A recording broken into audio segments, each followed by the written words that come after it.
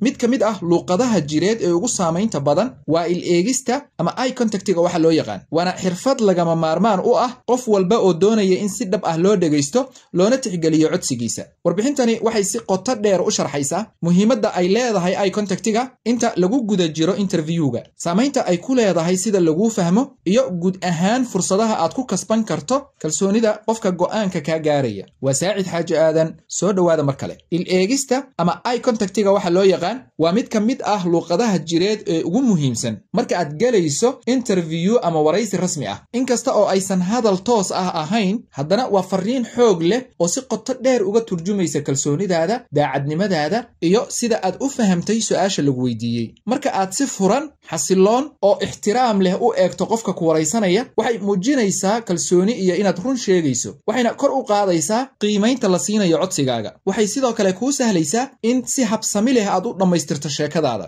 eye contactiga wanaagsan waxa uu noqon karaa sabab aad ku kasban karto kalsoonida sarkaalka taas oo muhiim u ah in si dhab ah loo tixgeliyo codsigaaga tusaale marka aad si toos ah u eegto sarkaalka waraysiga ka qaadaya waxa ka dhalanaya dareen ah inaad si dhab ah u dhageysanayso niyad wanaagsan ka muujinayso su'aalaha lagu weydiinayo isla markaana tahay qof aaminsan waxa uu sheegayo haddii aad indhaha la meermeerto hoos eegto ama sidii qof xishoonaya oo kale u hadasho waxa laga yaabaa in si khaldan lagu fahmo si kastoo aad run u sheegayso marka aad ka jawaabayso su'aalaha fadlan indhaha ku hay qofka su'aasha ku weydiinaya si aad u muujiso kalsooni maadaama ay tahay hab ama xeelad muhiim ku ah ama kabaya daacadnimadaada waana wax dabiici ah in qofku dareemo xishood ama cabsi laakiin haddii aad isdejiso oo aad eegto wejiga qofka waxay sare u qaadaysaa kalsoonidaada wargelin muhiim ah xafiisyada Saacid Agency waxay ka caawinayaan guud ahaan adeegyada kala ah diyaarinta kaysaska iyadoo la raacayo shuruudaha rasmiga ah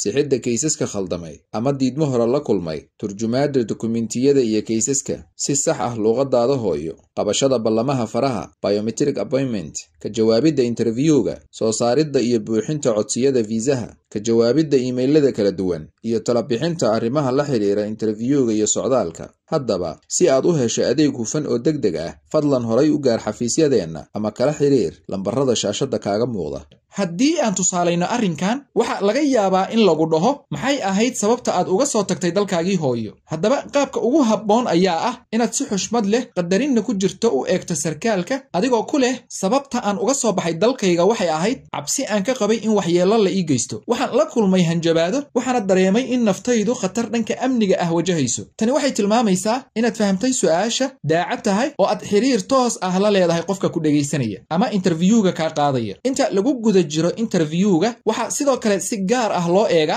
reactionka jirkaagu bixinayo mid ka mid ah waxyaabaha ugu muhiimsan ee arrinkan lagu cabiro waa sida aad u eegayso qofka ku waraysanaya sida aad u dhageysanayso su'aalaha iyo heerka reactionka jireed ee aad bixinayso eegidda ama fiirinta meel aan waxba ka jirin jeesjeesiga badan ee aan loo baahnayn ku mashquulidda gacmahaaga ama agab kale waxay bixin kartaa fariin qaldan waxa laga yaabaa in sarkaalka ku waraysanaya uu u fahmo in aadan dan ka lahayn su'aalaha in aadan hubin sheekadaada in aadan kalsooni ku qabin jawaabahaaga iyo inaad wax qarinayso ama been sheegayso dhaqamada aan habboonayn sida jeesjeesiga fiirsashada iyo ku mashquulidda meel aan muhiim ku ahayn ama muujinta mashquul aan loo baahnayn waxay si toos ah u dhaawacayaan kalsoonida aad rabto in aad ku kasbato qofka go'aanka ka gaaraya interviewgu waa fursad aad u qiimo badan waana sahlan tahay in xilli horeba la garto qofka sida dhabta ah isu diyaariyey iyo kan aan diyaarsanayn sida darteed inaad muujiso feejignaan daacadnimo iyo ixtiraam waxay abuuraysaa ama gudbinaysaa